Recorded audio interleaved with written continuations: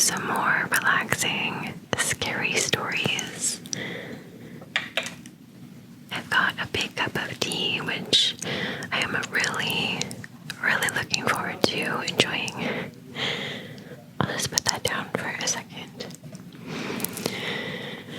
So, if you have your own true scary story, you can find my email down below, and you can submit them for a future video, or it for a future video. And let's get into it.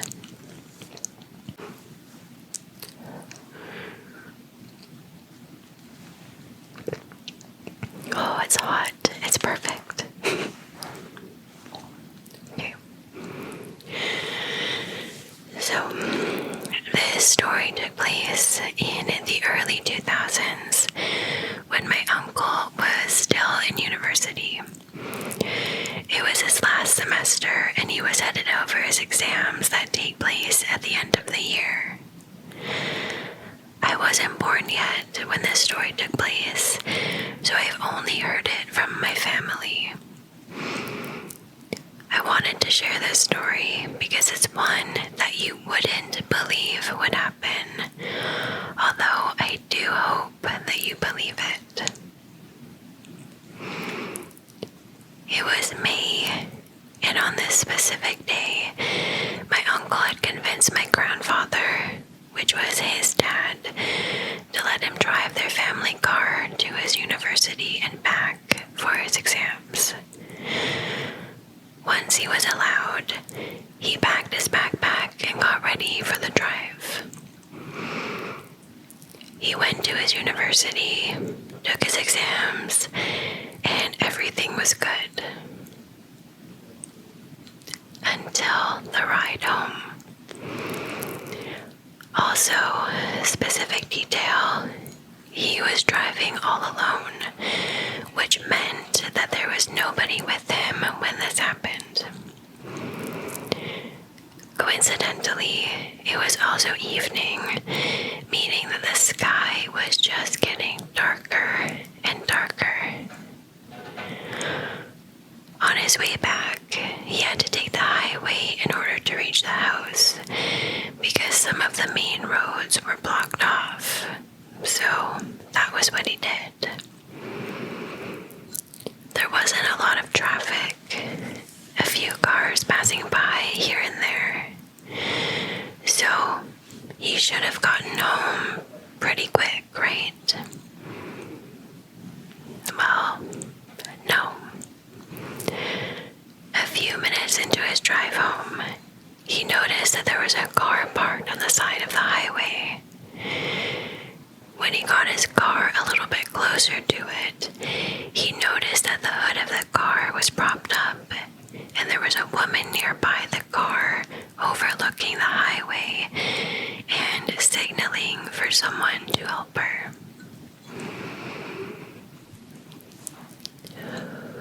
He knew she was looking for help, so he decided to go and ask the woman if everything was okay. On a very close-up look, the woman was wearing a white knotted dress. My uncle did not notice her feet, though. And this sounds weird, but it will be very important. He asked her if she was okay since she looked very pale and sweaty and overall just super distraught. But she unexpectedly replied with a smile and pointed towards her car engine. "It's not starting," she said, with a very hoarse and tiny voice. Obviously, my uncle had come this far, and so now he needed to help this woman out. He told her that he would try to fix it, and she just nodded. After a few minutes of struggle and hard work, nothing was happening. The car wouldn't start, and my uncle tried practically everything to get it to work. later and darker, and my uncle had to be home by a certain time. My uncle turned to her from the engine and he told her, "I'm sorry, I've tried to do whatever I can, but it just won't start. But please don't worry, I'll call you a tow truck." At first, the woman made a sour face and then started getting red. She yelled, "What do you mean it's not working?" And she was growing angrier by the second. Obviously, this scared my uncle, and he tried to reassure her that everything would be fine, but she wouldn't listen. Each step that she took, she got closer and closer to him. Out of embarrassment and fear, he looked towards the ground, and that's when he noticed it. The woman's feet were backwards. He looked again, and then again, and he looked one more time just to reassure himself that she was completely normal, but she wasn't. Her feet were actually backwards. He slowly looked back up at her and noticed that she was now smiling sweetly at him. Her sudden outburst and anger were completely gone. She asked him if he was okay because she had realized that he noticed what was wrong with her, and my uncle tried to get something out of his mouth, but nothing came. He couldn't talk. He took slow steps backwards, and then he ran for his car. The woman behind him wailing and shouting, "Where are you going? Don't go. Help me." He sped home that night faster than he ever dared to go. And once he reached home safely, he told everyone what had happened. This affected him so greatly after this incident, that my uncle wasn't able to really speak about it, and he would stay very quiet, which was very unlike him. And he was severely sick for a couple of weeks after this happened. I don't exactly know if this can be labeled as paranormal, but this is just one of the weird few experiences that my family has gone through. I wonder what I would do if I was in his position. Okay. Alright. It was actually my husband who began watching your channel and got really into the whispered scary stories. When he told me about it, he suggested that we send our story in, but since it was more my story, he thought it should be me who wrote it out and sent it to you. I am now obsessed with the stories as well, and I hope that this one fits into a video.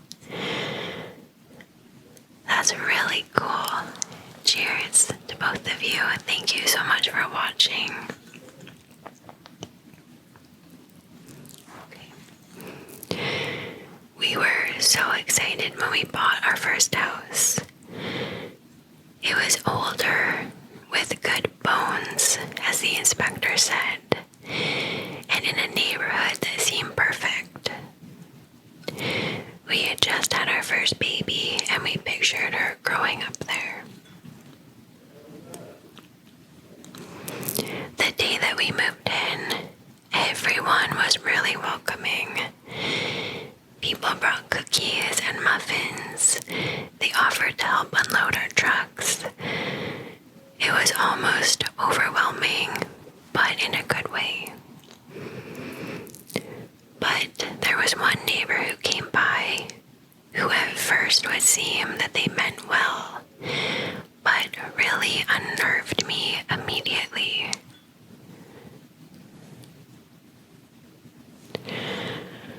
I didn't see her walk up the driveway.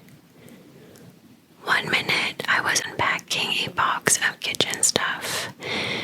The next, this woman was standing in our doorway. She was older, maybe late 70s, with this intense look in her eyes. Not quite unfriendly. At first, I thought that she was angry that I hadn't greeted her immediately, but I had been busy unpacking, and again, I just hadn't seen her.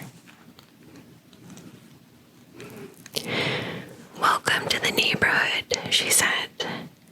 "I saw that you have a little one." She gestured to the side of the door. I peeked my head out and I looked at what she was pointing to. It was a stroller, and it was ancient. The kind of stroller that you might see in a museum.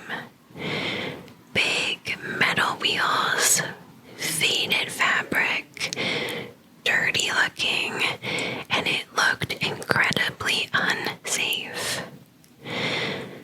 Like if you rolled over a small stone on the road, this thing would collapse. My modern car seat stroller combo was sitting right there, brand new.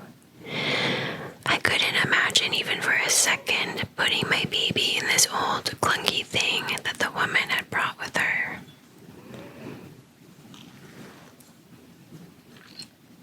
She was obviously giving it to me. I tried to smile, telling her that it was a very kind gesture, and I thanked her. "It was my daughter's," the woman said. "She loved it. I thought maybe your little one would like it too." I didn't want to be rude. This woman was a neighbor after all, and she meant well, I guess. Everyone had been so friendly, and the last thing I wanted was to be the new, ungrateful person on our street. I lied. I told her it was beautiful, but I added that I already had a brand new one. It had been a gift from my mother.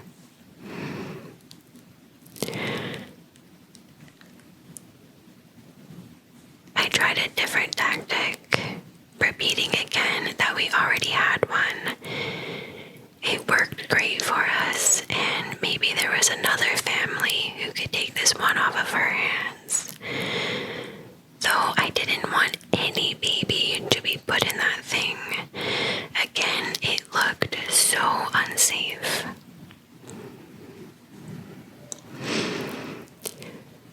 "Not many babies come through here," she said. Looking back, it wasn't the strangest thing for her to say, but it also kind of was. Not many babies come through here. What the heck did that even mean? When I didn't know what else to say, she spoke again and said, "This stroller is special. It has a lot of history." I was kind of creeped out, and I was annoyed that she wasn't getting the hint. Not only would I not put my baby in this thing, but I had a lot of unpacking and housework to do. The last thing I wanted was to have to haul this thing over to the dump.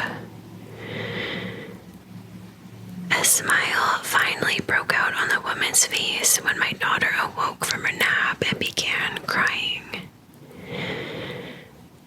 She pointed to the stroller again, suggesting that I take my daughter for a nice stroll around the block right then and there.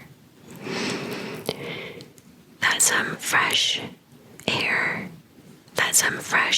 post-nap would be really good for her. She added that I shouldn't forget to put socks on her feet as well.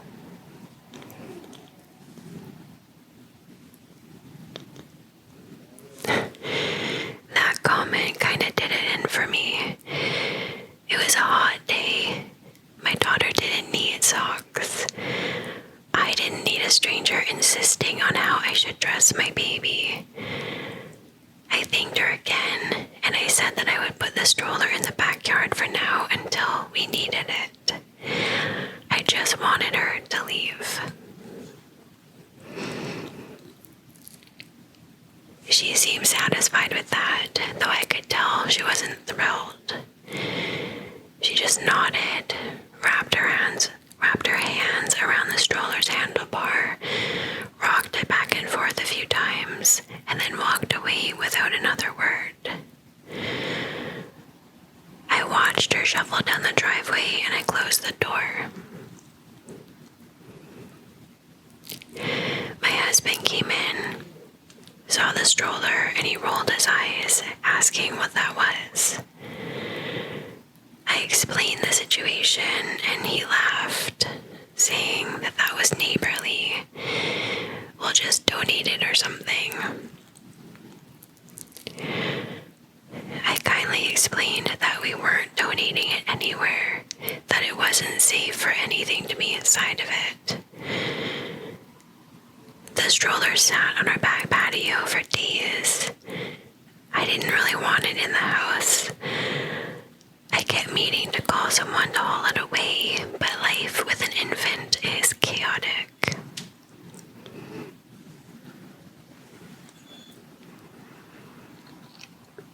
The next day, I went out into the front. I was reading a book in the grass.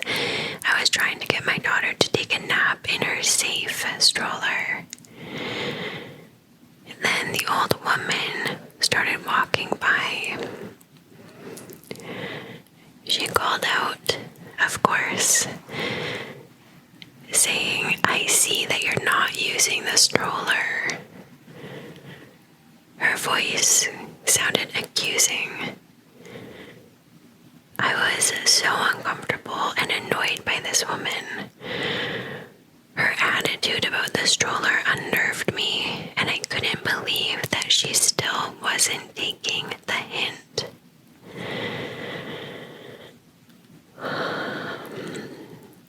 This is reminding me of my neighbor. Maybe I'll tell you about that after. She stared at Lily, who was thankfully asleep. She looked back at me and said, "She needs to feel the past. It's important." Didn't know how to respond to that.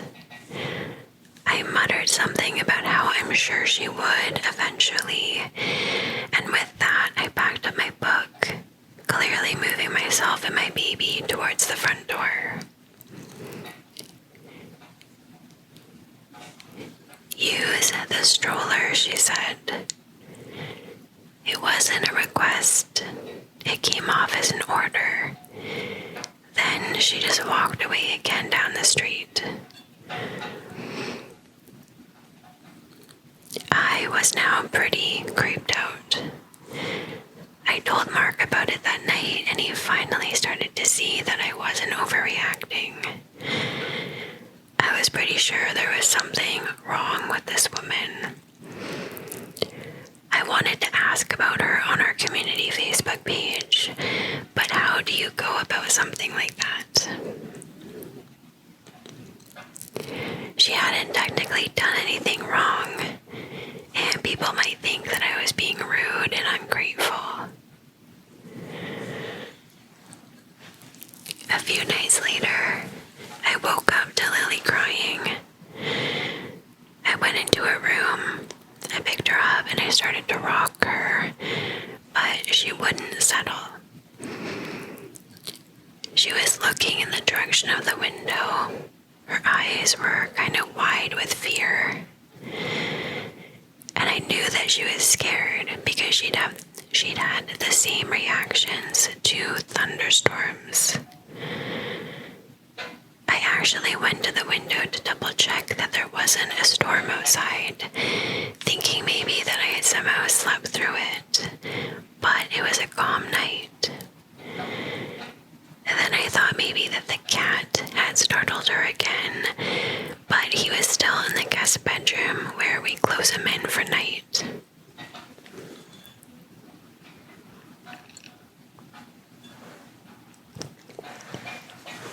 I told her it was okay.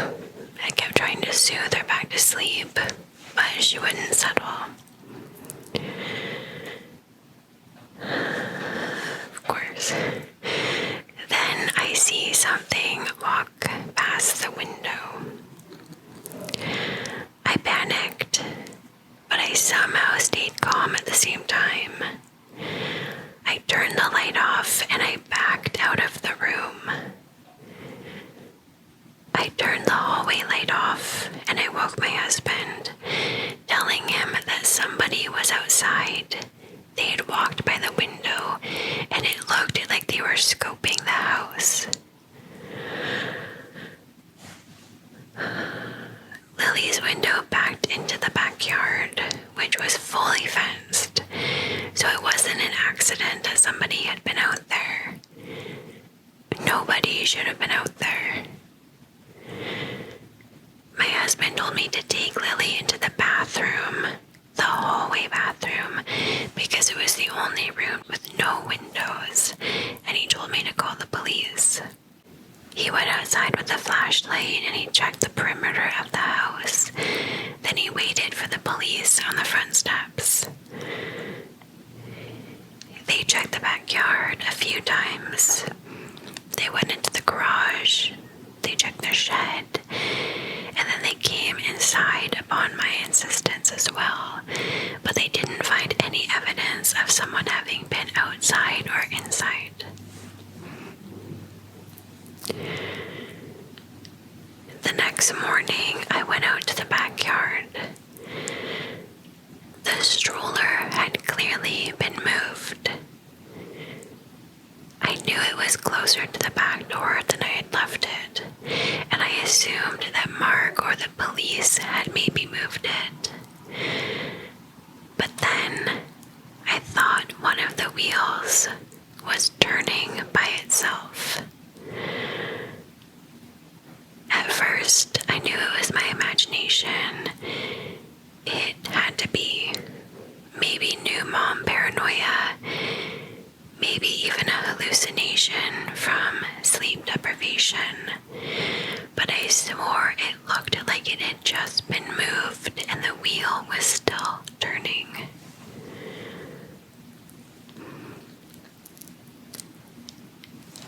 We had been out of the newborn trenches for months at that point. My sleep schedule was nowhere near where it had been before the baby, but I didn't think that I was so sleep deprived that I was seeing things. I called Mark at work and I told him what I had seen. I didn't need to see his face to know exactly what he was thinking. We were both thinking it. But it didn't matter. I didn't wait any longer. I called a junk removal service and they took that monstrosity away. I didn't even want it touching the house anymore.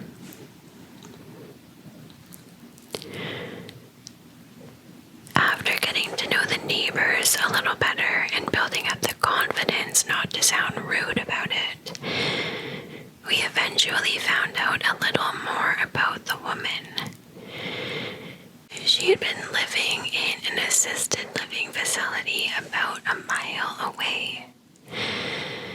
We were unable to find out what sort of condition, mental health problems she may have had, if any, but we pieced together that it hadn't been a first-time incident with her.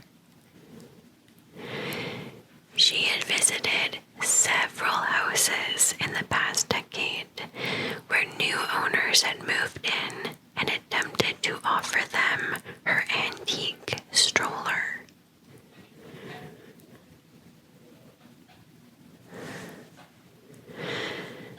Some of the houses that she'd go to didn't even have a baby. It was just coincidental that we did. Maybe. Oh, sorry, my camera's blurry. Oh well. Shoot.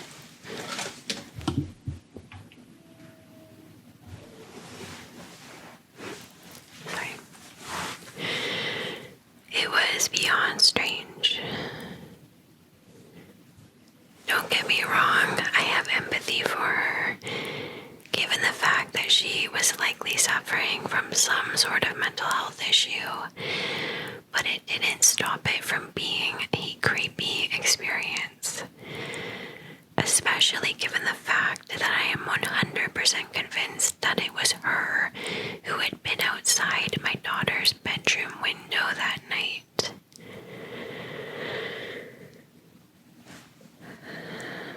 I just got chills.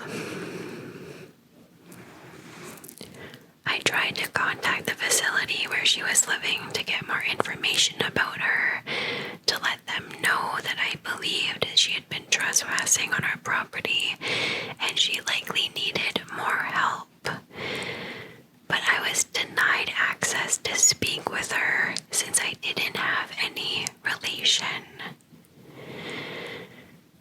My husband tried to contact them as well and was told that her family wouldn't allow us to talk with her, but they promised us that there wouldn't be any more incidents. To me, that only confirmed that not only did the family know that she had been doing this, but also that there was definitely something not quite right with her. Jesus.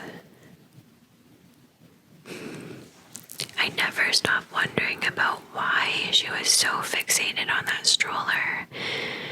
But this was a very, very creepy series of events that I will never forget, and I'm not even sure I'm gonna tell my daughter about in the future. Shoot. Sorry, guys. Hi.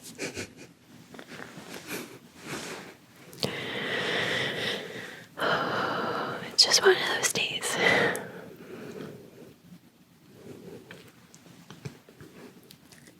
Very creepy. Oh my god. Okay, we're going manual. Hold on.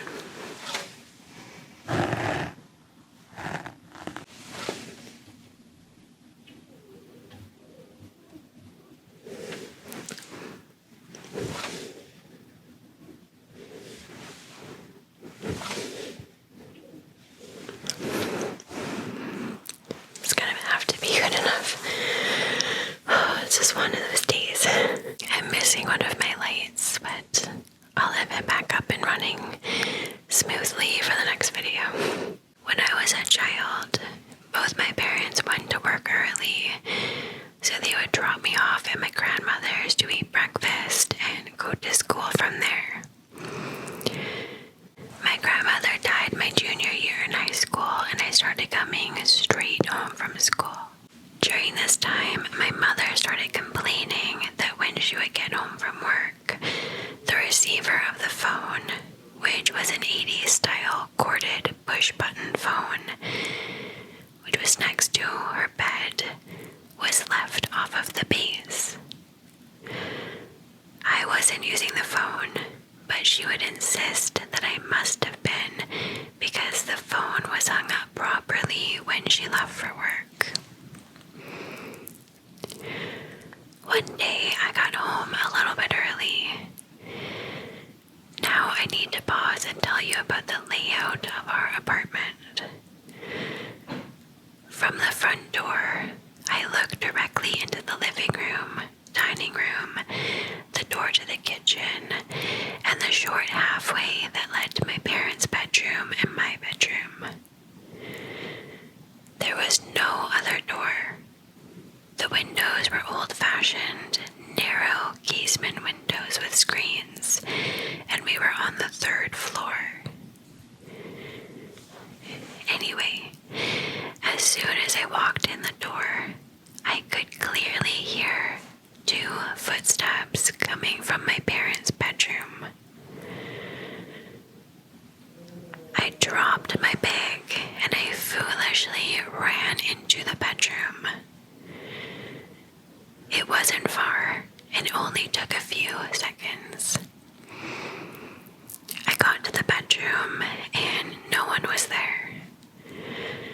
However, I immediately noticed that the receiver of the phone on my mother's bedside table was on the floor.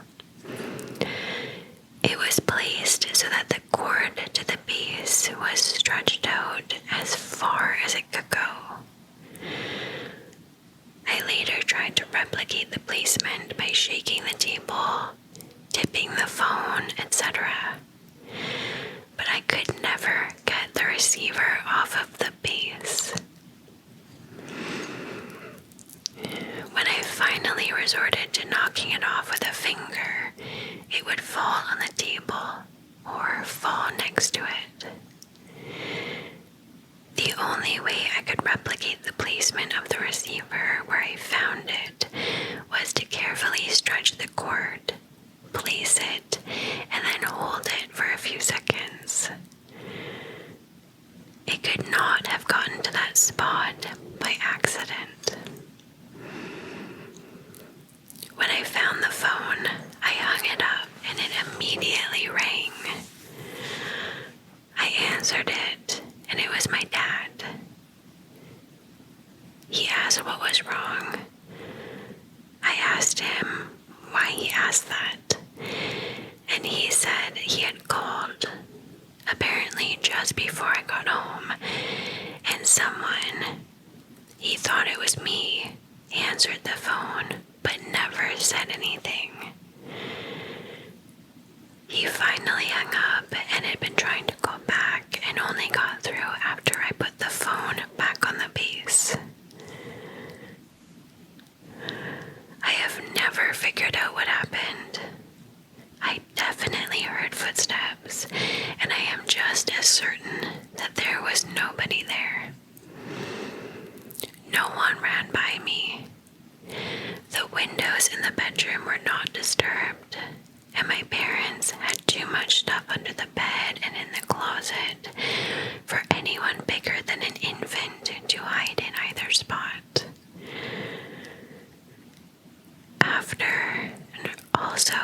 After this, my mother never found the phone disturbed again.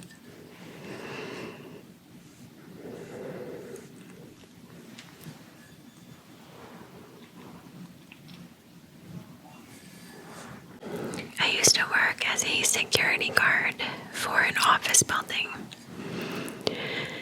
Every once in a while, I would do my rounds.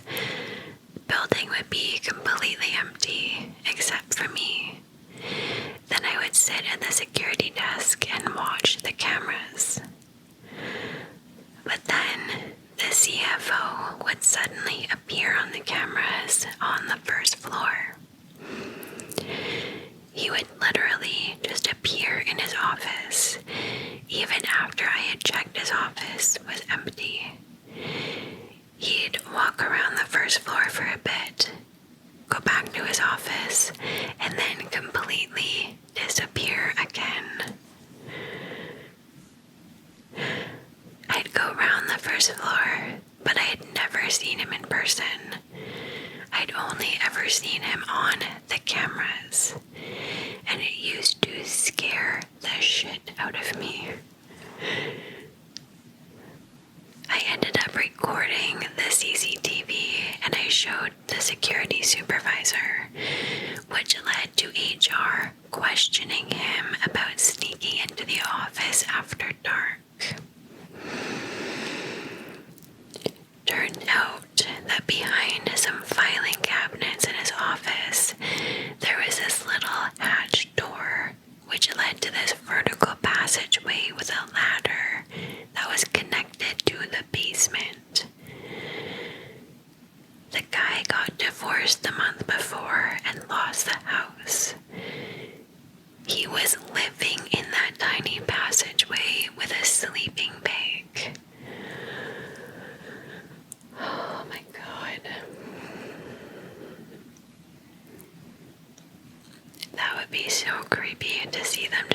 appearing and disappearing on the camera. I went to college in Providence, Rhode Island. My dorm room was... I wonder if you can hear the goats next door. Like I said, there's no doors on anywhere, so sounds are just traveling. My dorm room was my roommate and I, with beds opposite sides of the room and desks by the foot of the beds. The usual dorm setup.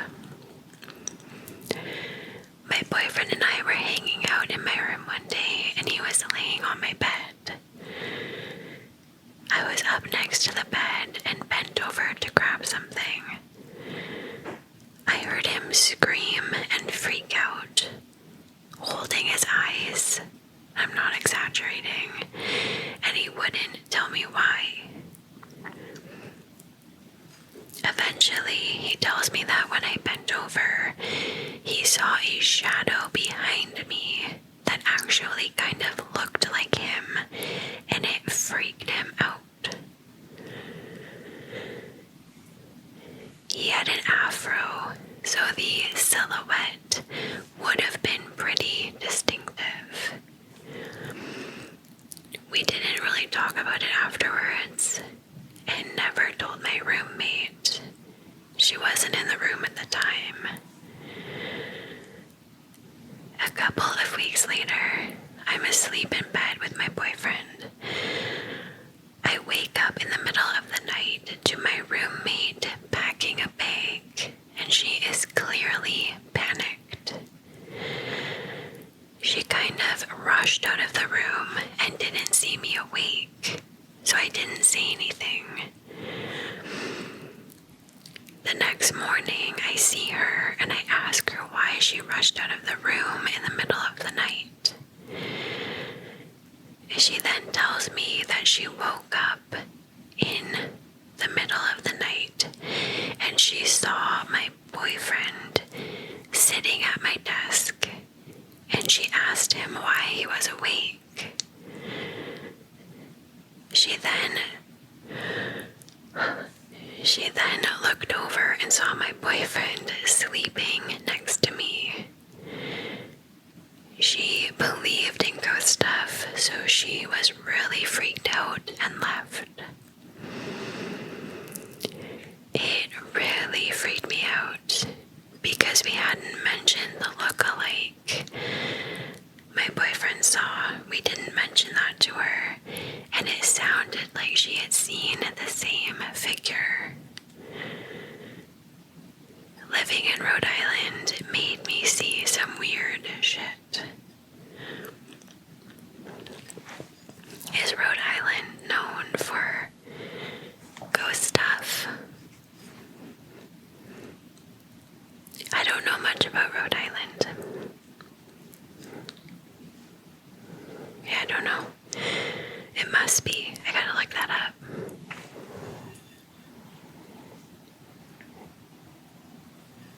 All I really know about Rhode Island is that, or all I really think about is the girl from Miss Congeniality, the blonde girl from Rhode Island. Like, she's like the sweetest girl, the sweetest character in the movie, with the baton tossing.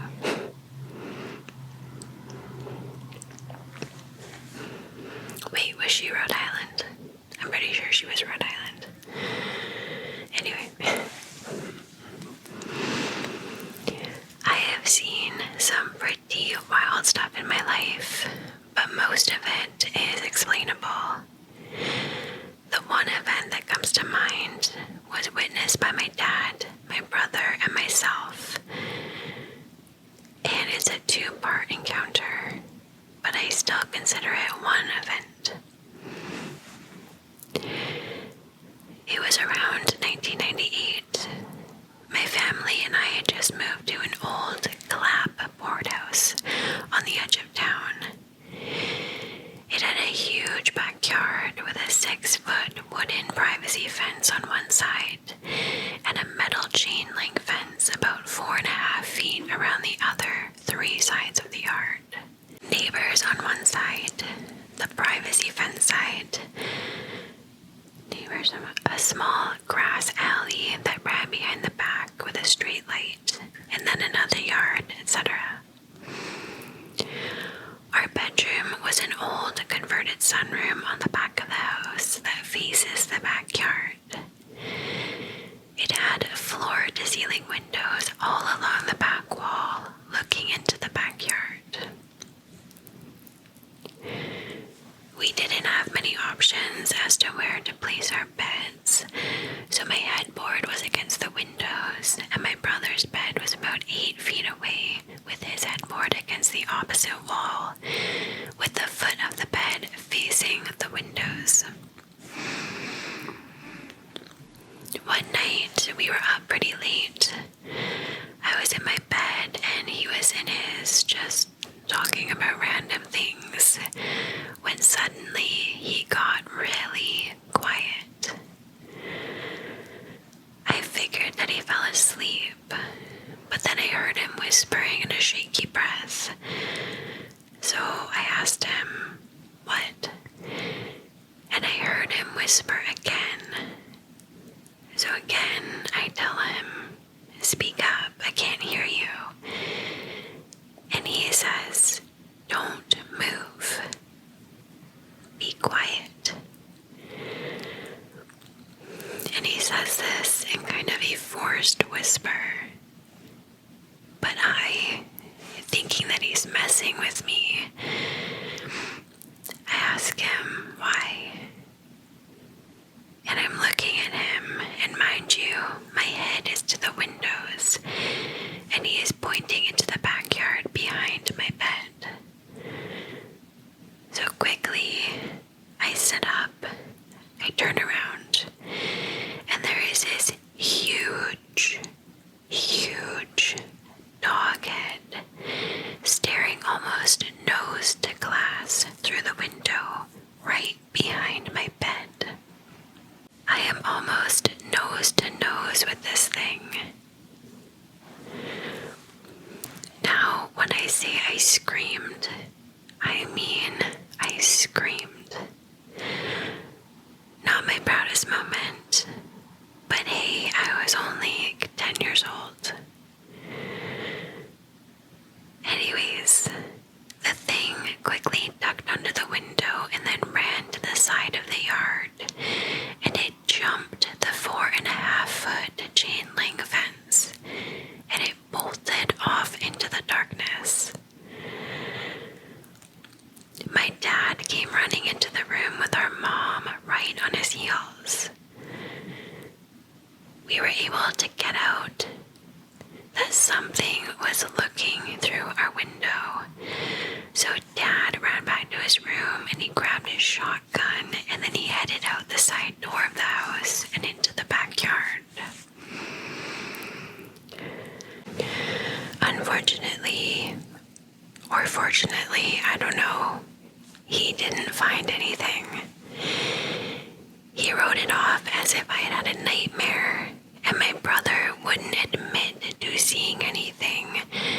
So I took the blame and I was told to quit messing around, go back to bed. Typical parent response.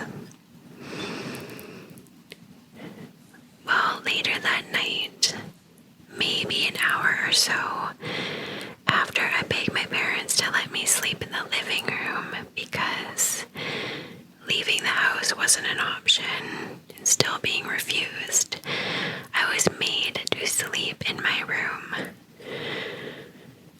So again, my brother and I are in our room with these floor-to-ceiling windows. We are just completely rattled. We are both huddled in his bed, staring out the windows, when we see this thing come walking along the chain link fence on all fours. And the fence only comes up to its mid-shoulder. So this thing is huge. We watch it sniff the ground, few circles, and then it hops the fence into the backyard like it's nothing.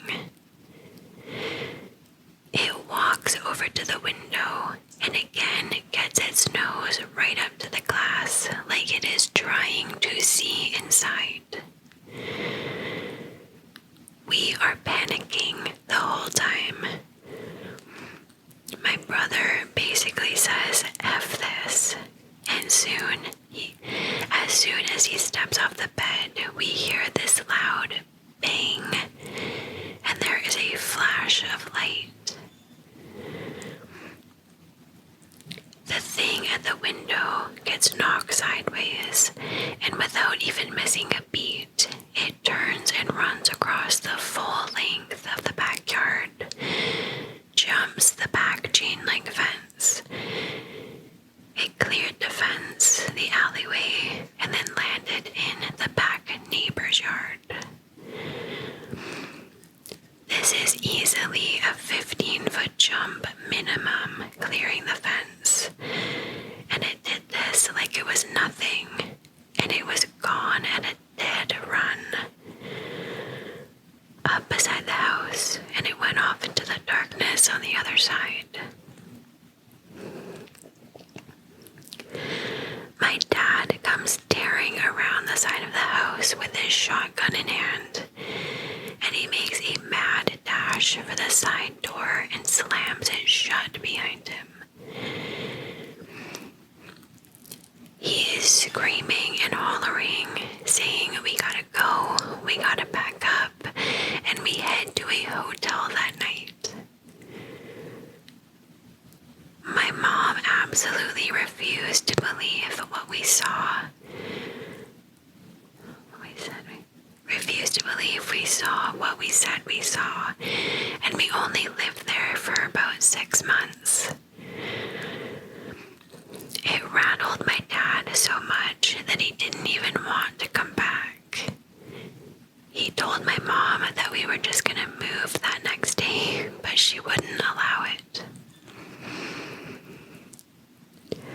After about 6 months, she conceded and we moved. Mind you, this is in the coastal plains region of Texas. We have no large wild canines here. We have stray dogs and coyotes, but nothing that would even remotely touch on how big this thing was. My dad swears he shot that thing with a slug from about 15 feet away with his 12-gauge shotgun right underneath its left arm, hitting it in the ribs where its vital organs are. And it seemed like nothing happened, and it just ran off. He said the thing that freaked him out the most was when he saw the thing jump the fence. It walked towards our window, crouched, but still on its hind legs. It wasn't walking on all fours. And then when it got to our window, it stood up straighter, and he could tell that while it looked like a dog, its body was somehow shaped wrong. He said it looked like a really stocky person wearing a dog suit, but he could tell it was not a suit. Also, that when it was walking in circles, sniffing the ground before coming into our yard, it wasn't actually sniffing the ground, like for a scent.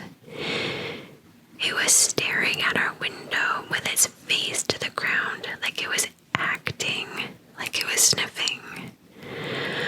Almost as if it was playing a part to see if anyone would notice it. He said that he has had dogs his whole life, and everything about what this thing was doing was wrong.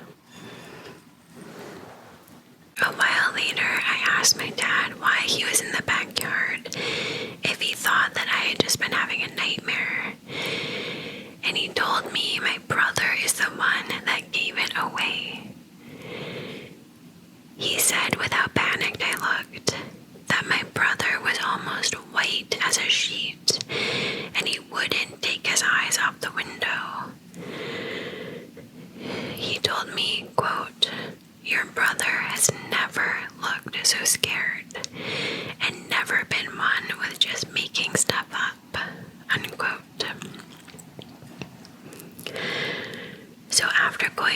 his room with my mom.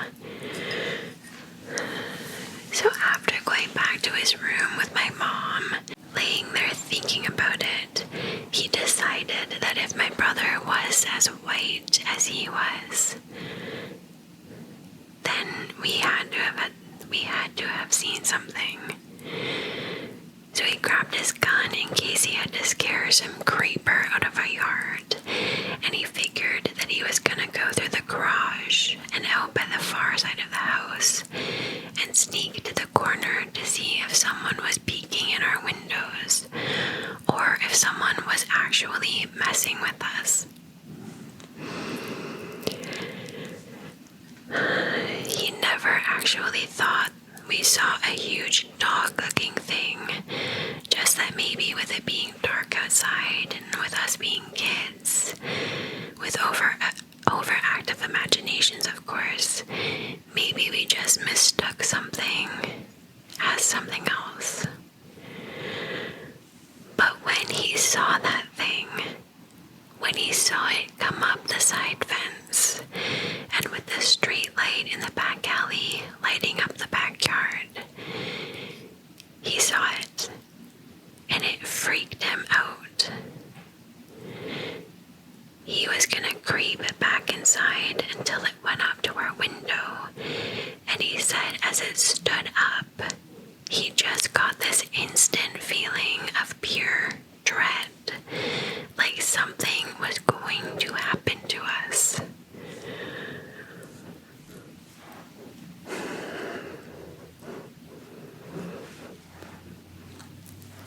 Chills. That's creepy. I'm just thinking about how gorgeous it would be to have your actual bedroom in a sunroom.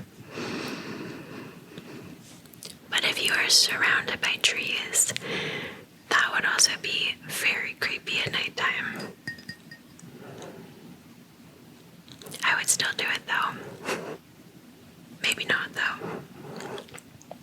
I don't know. If you had the option, would you use a sunroom as a bedroom?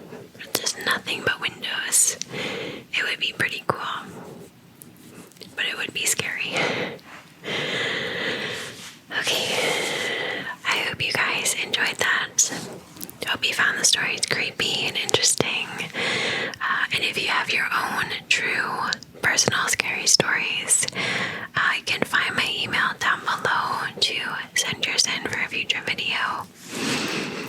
I hope you are all doing really, really well. I hope you have a wonderful day or night. And I'll see you in the